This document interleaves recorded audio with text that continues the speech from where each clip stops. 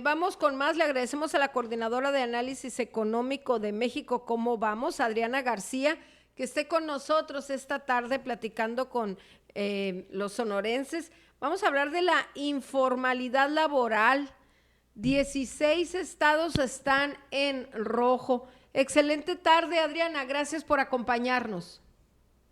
Hola, muchísimas gracias por la invitación. Un saludo a los que nos están escuchando. Bueno, 16 estados en rojo. ¿Qué significa esto, Adriana? Mira, lo que estamos viendo en México, ¿cómo vamos? Es una recuperación de los peores meses de la pandemia y estamos, después de más de un año de pandemia, regresando a la misma composición del mercado laboral que tenemos en México, que desgraciadamente es predominantemente informal. La tasa de informalidad nacional se encuentra en 51.8% al tercer trimestre de 2021. Esto quiere decir que más de la mitad de los trabajadores mexicanos se encuentran en situación de informalidad. Ahora, yendo a lo que comentas de que 16 estados se encuentran en rojo, nuestro semáforo lo que hace es comparar si a nivel estatal la tasa de informalidad es mayor o menor al promedio nacional. Y así es como tenemos 16 estados que tienen una tasa de informalidad mayor al 51.8%. ¿Cuáles fueron los meses más pesados de la pandemia, Adriana? Ahorita que lo mencionabas, ¿qué meses fueron los más delicados? Bueno, depende de qué indicador económico estemos analizando para determinar cuál es el estado más golpeado por la pandemia. Lo que vemos en el mercado laboral es que a pesar de que se está recuperando a niveles prepandemia, la composición deja a muchos trabajadores sin seguridad social, sin prestaciones y sin la certeza de que van a tener trabajo en los siguientes meses.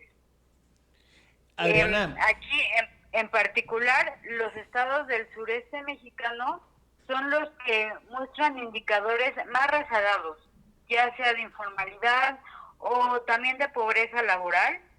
Y los invitamos a que conozcan nuestro índice de progreso social en México, ¿cómo vamos?, ya que ahí van a poder comparar su estado con unas mediciones holísticas que no dependen del nivel de la actividad económica estatal, pero sí de la calidad de vida de los habitantes por estado. Adriana, ahorita estábamos platicando con una emprendedora que a través de sus redes sociales está haciendo, pues, ganándose el sustento, lo que le llaman las nenis. Ayer salió una información de que el SAT iba por ellos. ¿Cómo ven ustedes esta situación de que, pues, las autoridades fiscales apunten su mira sobre la informalidad, tomando en cuenta que muchos de estos emprendimientos se dieron a consecuencia de la dura situación económica que ha generado la pandemia, aunado al tema inflacionario que también ha sido muy importante? Sí, como mencionas, estamos en un momento económico muy complicado, ya que la economía se contrajo frente al segundo trimestre y aparte tenemos inflación no vista desde hace 20 años. Pero en cuanto a las nuevas disposiciones del SAT, falta claridad por parte de las autoridades de cómo va a funcionar estas nuevas disposiciones donde los mayores de 18 años tienen que darse de alta. Y la verdad, ahí aún estamos haciendo un diagnóstico para ver qué implicaciones, ya sean negativas o positivas, tienen esta nueva legislación. Lo cierto es que los ingresos públicos en México son muy pocos y esta no será la mejor forma de invitar a la formalidad, pero sí se necesita pensar en un proyecto que pueda aumentar la formalidad de los negocios en México. Y la pobreza laboral también se ha elevado mucho, ¿no? Va en aumento. Sí, la verdad, el tema del porcentaje de la población que no puede adquirir la canasta básica con sus ingresos laborales, eh, no se ha recuperado a niveles antes de la pandemia, y al tercer trimestre estamos hablando del 40.7% de la población. Una vez más, el sureste de la República es el que muestra mayor rezago, y podemos hablar que los estados como del norte, en especial Sonora, tienen muy buenos indicadores en términos de posición de pobreza laboral y de informalidad también, ya que están en el lugar número 7 de los 32 estados. Ok.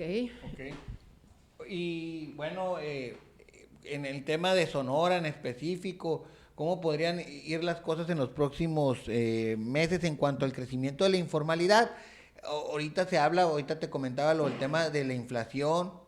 En Sonora nos dicen las autoridades que se han venido recuperando los empleos formales, que es uno de los estados que ante el IMSS tiene más registros de empleos formales, pero seguramente el tema inflacionario y de crisis podría aumentar el número de personas que recurren a la informalidad, Adriana.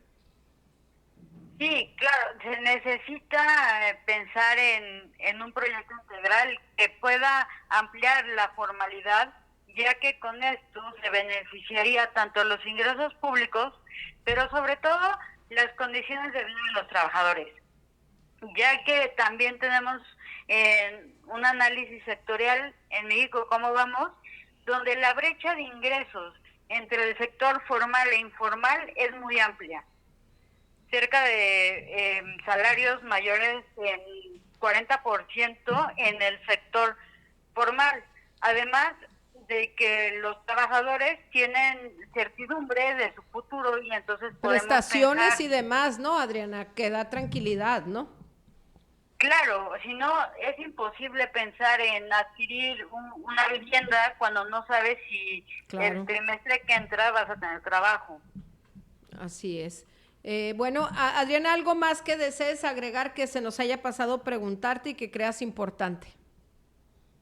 No, los invito a que conozcan el índice de progreso social en México, cómo vamos, .mx, y ahí van a poder encontrar fichas por estado para ver cuáles son las fortalezas y las áreas de oportunidad de sus estados. Muy bien, pues le agradecemos como siempre pues a esta organización, en este caso a la Coordinadora de Análisis Económicos de México, cómo vamos, por platicar con los comaleros y comaleras de aquí de Sonora, Adriana García,